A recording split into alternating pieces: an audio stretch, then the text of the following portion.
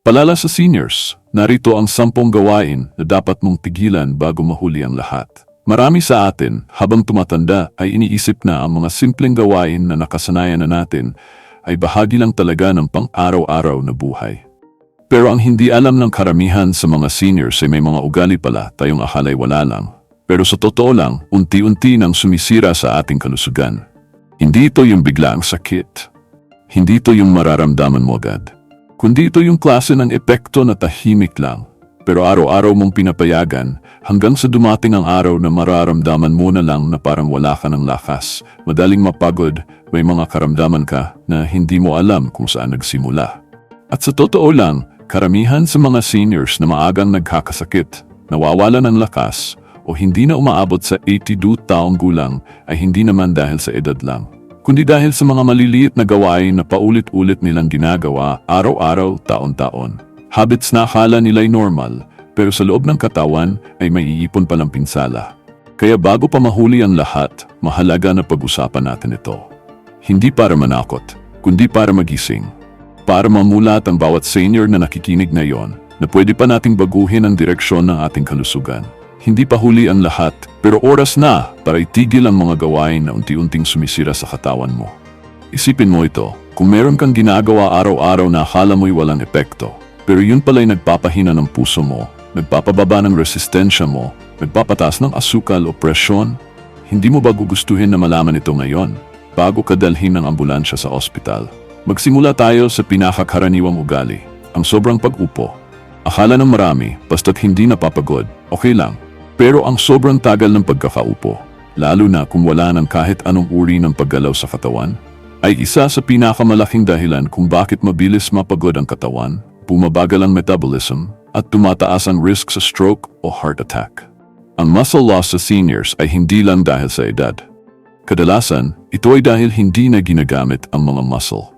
Isang simpleng hakbang gaya ng paglalakad sa loob ng bahay, bawat 2 oras ay makakatulong na sa sirkulasyon ng dugo at pag-activate ng mga kalamnan. May isa pang nakagawian ng marami, ang pagkalimot uminom ng tubig. Napaka-basic pakinggan, pero sa senior age, ang dehydration ay hindi lang simpleng uhaw. Maaari itong magdulot ng confusion, biglaang pagkahilo o pananakit ng bato. Ang katawan natin, habang tumatanda, ay nagkakaroon ng mas mahina ng signal ng uhaw. Ibig sabihin, kahit hindi mo nararamdaman na uhaw ka, posibleng dehydrated ka na. Kapag hindi sapat ang iniinom mong tubig, apektado ang blood flow, ang digestion, at ang detoxification ng katawan. Madalas din ginagawa ng seniors ang pag-skip ng meals. Iniisip nila, hindi naman ako gutom o tinatamad lang akong kumain.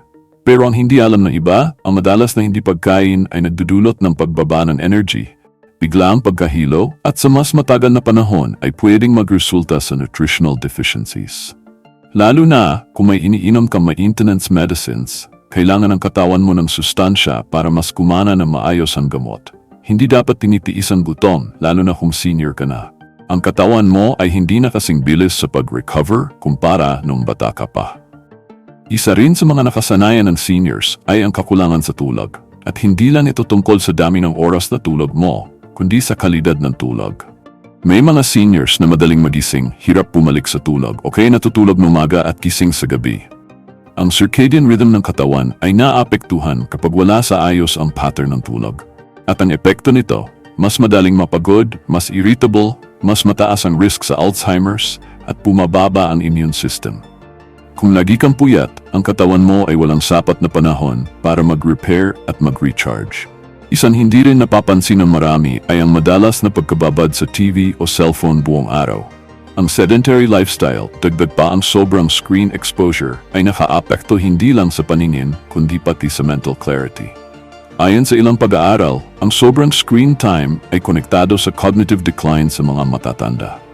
Imbis na makipagkwentuhan sa pamilya o magbasa ng aklat, napapalitan ito ng walang katapusang panonood na hindi na nagbibigay ng stimulation sa utak. Unti-unti, humihina ang focus, ang memorya, at ang pakikipag-ugnayan sa ibang tao. At ito pa ang madalas i-dismiss ng marami, ang matagal na pagkakaupo sa sama ng loob o matinding lungkot. Hindi ito simpleng malungkot lang. Kapag ang stress, anxiety o depression ay hindi na-address, naapektuhan ang buong sistema ng katawan. Tumataas ang cortisol, bumababa ang immunity, nagkakaroon ng inflammation. ang mental health ay hindi lang issue ng kabataan. Sa seniors, ito'y mas delikado pa dahil maaring makaapekto ito sa gana sa pagkain, sa lakas ng loob na magpatingin sa doktor, at sa pakikipag-ugnayan sa mga mahal sa buhay. Kailangan ng bukas na pag-usap tungkol dito. Hindi rin pwedeng palampasin ang isa pang nakasanayan, ang sobrang alat sa pagkain. Maraming seniors ang hindi nagbabawas ng asin dahil akala nila wala namang problema sa akin. Pero ang totoo, ang sobrang sodium intake ay tahimik na sumisira sa kidneys at nagpapataas ng blood pressure. Isipin mo, bawat isang kutsarita ng asin na sobra sa limit ay dagdag stress sa puso mo at bato mo. Kaya kung araw-araw kang kumakain ng processed food, canned goods o instant noodles, isipin mo kung ilang gramo ng asin ang pumapasok sa katawan mo.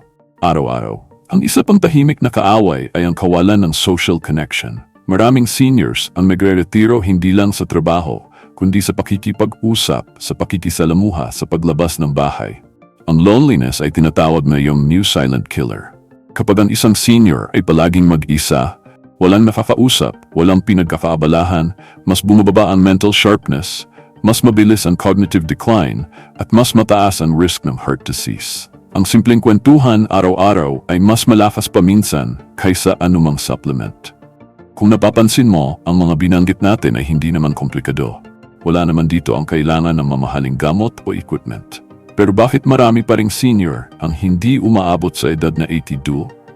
Kasi maraming hindi nakakaalam na ito palang mga simpleng gawain ay may malalim na epekto sa katawan. At kung hindi ito titigilan, habang maaga pa, ito ang magiging dahilan ng unti-unting pagbagsak ng kalusugan. Isa pang gawain na tila maliit lang pero may malalim na epekto ay ang hindi paglalabas ng emosyon. Maraming seniors ang masanay na kimkimin na lang ang sama ng loob, ang lungkot o ang pagod sa loob. Ang mentality na tinitiis ko na lang o ayoko na makaabala pa ay nagiging tahimik na lason sa kalooban.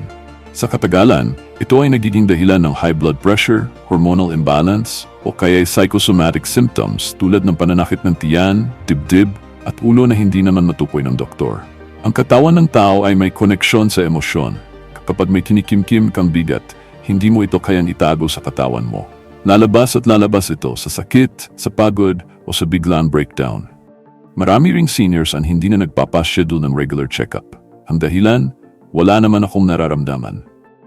Pero sa edad na 60 pataas, ang sakit ay hindi na laging may sintomas sa simula. Pwedeng normal ang pakiramdam mo pero mataas na pala ang cholesterol mo o bumababa na ang kidney function mo. Kapag huli mo na nalaman, malala na ang sitwasyon. Kaya ang ugali na palaging ipinagpapaliban ng pagpunta sa doktor o ang pagpalaboratory ay naglalagay sa panganib sa sarili. Ang regular na screening ay hindi para sa may sakit lang. Ito ay para sa mga gustong manatiling malusog habang may panahon pa para maagapan. At ito ang isa sa pinakamadalas na ugali, pero bihirang mapag-usapan, ang paulit-ulit na pagsasabi ng matanda na ako. Sa bawat pagkakataon na ginagamit mo ito bilang excuse, pinapaalala mo sa sarili mong humihina ka na hindi mo na kaya, na wala ka nang pwedeng simulan. At habang tumatagal, naniniwala ka na sa sinasabi mo. Ang mindset mo ay direktang nakakaapekto sa physical state mo. Kapag iniisip mo na hindi ka na makakabalik sa paglalakad o sa pag-ehersisyo o sa pagbabago ng diet mo, hindi mo na ito magagawa. Pero kung pipiliin mong isipin na kaya mo pa, kahit paunti-unti, makikita mo rin ang pagbabago sa katawan mo. Marami ng pag-aaral ang nagpapatunay na ang positibong pananaw sa pagtanda ay konektado sa mas mahabang buhay, mas mababang risk ng chronic disease, at mas magandang kalidad ng pamumuhay. Ang katawan ng tao ay parang sasakyan. Kung araw-araw mong inaabuso o pinababayaan lang, siguradong masisira.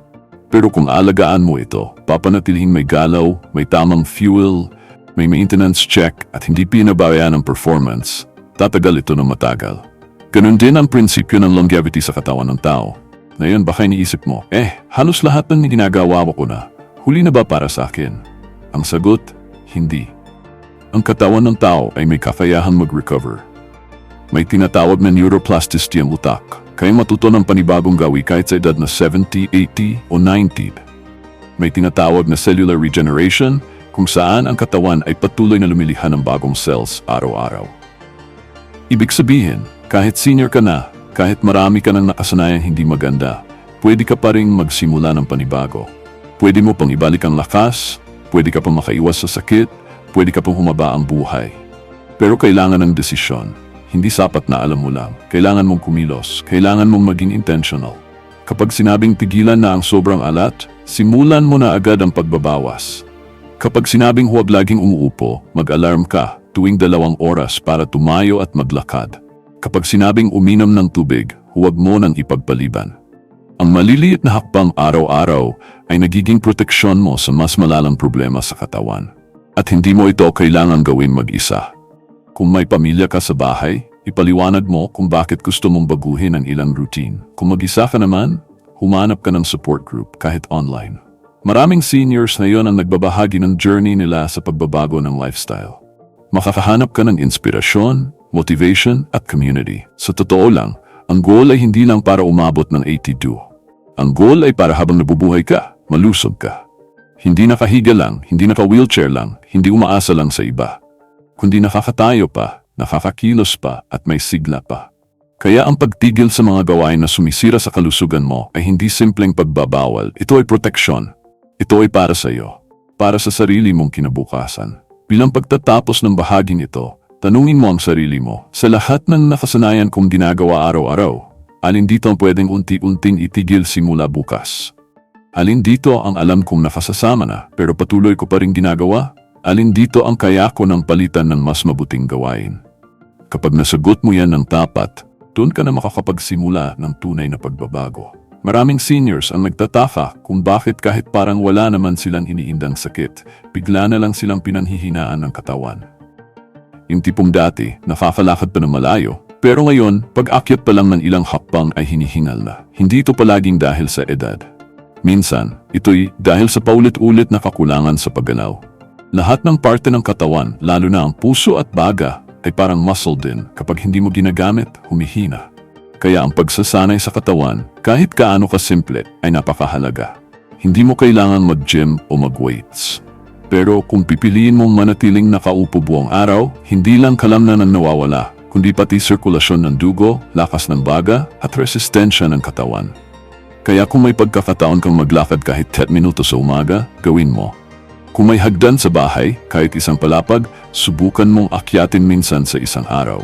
Kung hindi kaya, pwede kang gumalaw habang nakaupo, ikot ng braso, paikot-ikot ng paa, stretching ng leg. Ang importante ay may galaw, dahil ang katawan ay ginawa para kumilos, hindi lang para manatili sa isang posisyon. Isang madalas ding ginagawa ng seniors ay ang pag-asa sa mga over-the-counter na gamot para lang mapatahimik ang nararamdaman nilang sintomas. Masakit ang ulo, inom agad ng pain reliever. Sumakit ang tiyan, gamit ng antacid. Nahilo, may iniinom na agad. Pero ang problema, kapag nasanay tayong pinapatahimik lang ang sintomas at hindi hinahanap ang dahilan, mas lalo tayong nadedelikado. Ang katawan ay nagbibigay ng senyales kapag may mali. Kapag sinasabi niyang masakit ang ulo mo, baka kulang ka sa tulog.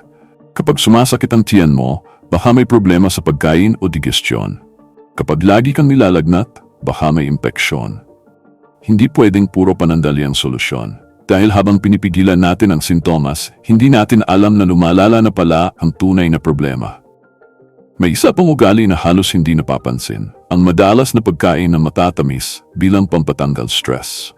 Maraming seniors ang nagsasabing konting dessert lang. Pero kung araw-araw kang may sokolat, soft drinks, kape na puro cream at asukal, o tinapay na puro sugar ang laman, hindi ito maliit na bagay. Ang katawan ng seniors ay mas sensitibo sa sugar spike. Ang pancreas ay hindi na kasing sigla ng dati sa paggawa ng insulin, at ang liver ay mas mabagal na rin sa pag-filter ng sobrang sugar. Ang madalas na sugar intake ay hindi lang nagpapataas ng blood sugar. Nagpapalakas din ito ng inflammation sa katawan, nagpapababa ng immune system, at konektado sa cognitive decline. Hindi masamang kumain ng matamis paminsan-minsan, pero hindi ito pwedeng gawing daily habit. Ang isa pang gawain na dapat na talagang iwasan ay ang hindi pagkain ng gulay. Totoo, maraming seniors ang nagsasabing hindi na nila trip ang lasa o mahirap nunguyain o tinatamad na maghanda. Pero ang gulay, lalo na yung leafy greens tulad ng kangkong, malunggay at pechay, ay may taglay na nutrients na hindi basta makukuha sa vitamins lang. Mataas ito sa fiber, antioxidants at phytochemicals na tumutulong sa paglilinis ng katawan. Kapag palagi mong iniwasan ang gulay, nawawala sa katawan mo ang natural na pananggal laban sa sakit. Bukod pa doon, ang kawalan ng fiber ay nagpapahirap sa pagdumi na maaring magdulot ng constipation at bloating. Dalawang bagay na sobrang common sa seniors. Kung hindi mo na kayang mumata ng hilaw o matitigas na gulay, pwede mong lutuin, igisa sa olive oil o gawing sabaw. Basta't hindi mo ito tuluyang aalisin sa iyong pagkain. Marami rin ang hindi napapansin na ang paulit-ulit na pagkabahala tungkol sa kinabukasan ay nagdadala ng stress sa katawan. Paano na ang pension ko? Paano na kung wala akong kasama sa pagtanda? Baka abutin ako ng sakit. Habang totoo at valid ang mga ganitong iniisip, kapag araw-araw mo itong inaalala at wala kang ginagawang hakbang para solusyonan, ang katawan mo ay patuloy na nasa stress mode. Ibig sabihin, mataas ang cortisol level mo, bumabagal ang digestion, bumababa ang immunity, at mas mataas ang chance ng high blood, heart attack, o stroke. Ang mahalaga dito ay hindi lang ang pag-iwas sa stress, kundi ang paghanap ng paraan para mapanatili ang peace of mind. Pwede mong simulan sa simpleng breathing exercise tuwing umaga, journaling bago matulog, o panalangin para sa kapayapaan ng puso. Ang katahimikan sa loob ay may malaking epekto sa lakas ng katawan. At kung may isang habit na tila simpleng excuse lang pero may malalim na epekto, ito ay ang saka na lang. Maraming seniors ang nagsasabing, saka na lang ako maglalakad, saka na lang ako kakain ng tama, saka na lang ako magpapacheck up. Pero ang saka na lang ay parang paglagay ng buhay mo sa waiting room. Bawat araw na dumadaan ay pagkakataong hindi mo na may babalik. Bawat araw na hindi mo ginagamit ay unti-unting nagbubura sa lakas, sigla, at oras na pwede sanang naging daan para mas kumaan ang pakiramdam mo. Hindi kailangan ng perpektong simula. Ang kailangan lang ay desisyon ngayon. Hindi bukas, hindi next week, kundi ngayon na. Kapag sinimulan mo na kahit isang maliit na bagay, bawasan ang asin, uminom ng isang basong tubig pagkagising, tumayo kada 2 oras, matulog ng mas maaga o maglakad sa tapat ng bahay mo, ang katawan mo ay magpapasalamat. At mararamdaman mo ang reward. Mas gaan sa pakiramdam, mas lakas sa paggalaw, mas saya sa araw-araw. Kung meron mang aral na paulit-ulit namin sinasabi sa mga seniors, ito ay ang simpleng katotohanan na hindi mo kailangan maging perpekto para maging malusog. Hindi mo kailangan agad-agad baguhin ang lahat. Ang kailangan mo lang ay maging aware, maging tapat sa sarili, maging handa na tanggapin na may mga nakagawiang kailangan itama at piliin mong kumilos ngayon habang may pagkakataon pa. Ang mahaba at malusog na buhay ay hindi aksidente. Ito ay bunga ng mga desisyong ginagawa araw-araw. Oo, kasama na dito ang genetics, kasama rin ang swerte. Pero higit sa lahat, ang longevity ay nakasalalay sa disiplina mo, sa routine mo, at sa pananaw mo sa sarili mong pagtanda. At kung sasabayan mo pa ito ng tamang pagkain, sapat na tulog, regular na paggalaw, at positibong mindset, mas malaki ang tsansan maranasan mo ang mas masigla at mas produktibong senior years. Walang mas masakit para sa isang senior kaysa sa pagsisisi. Yung tipong mararamdaman mo na sana pala nung may lakas pa ko, sinimulan ko na. Sana pala hindi ko sinayan yung mga taon sa pag-abuso sa katawan ko. Pero habang nandito ka pa, habang may lakas pa, habang nakakapag-isip ka pa na malinaw, yan ang sign na hindi pa huli ang lahat. Lahat ng nabanggit natin ay mga gawain na madalas mong marinig, pero kadalasan binabalewala. Bakit? Dahil hindi mo pa agad nararamdaman ang epekto. Tahimik silang nananahimik sa loob ng katawan mo. Pero kapag dumating na ang araw na maramdaman mo ang kabuuang pinsala, kadalasan, malala na ang kalagayan. Kaya mas mainam na kumilos ka habang wala pa, habang kaya pa, habang may kontrol ka pa sa kung paano mo pinapangalagaan ang katawan mo. Kaya kung nararamdaman mo may mga bagay kang ginagawa ngayon na kabilang sa mga nabanggit natin, huwag mo nang hintaying magkaroon ka pa ng sintomas. Prevention is still better than cure. Kahit gaano kainam ang gamot, kung araw-araw mo pa rin ginagawa ang dahilan ng sakit mo, pabalik at pabalik ka pa rin sa ospital. Huwag mo malitin ang kapangyarihan ng mga simpleng pagbabago. Ang pagtigil sa paninigarilyo, ang pag-inom ng tubig araw-araw, ang pagtulog na maaga, ang pagkontrol sa pagkain na maalat at matatamis, lahat ito ay hakbang papalayo sa sakit at papalapit sa mahabang buhay. Hindi ito dramatic, hindi ito instant, pero ito ang totoo. Ang tunay na pagbabago ay tahimik pero makapangyarihan. Ang isa sa pinakamahalagang hakbang ay ang pagbabago ng pananaw. Mula sa wala na akong magagawa, patungo sa may magagawa pa ako. Mula sa ganito na lang ako, patungo sa pwede ko pang ayusin ito.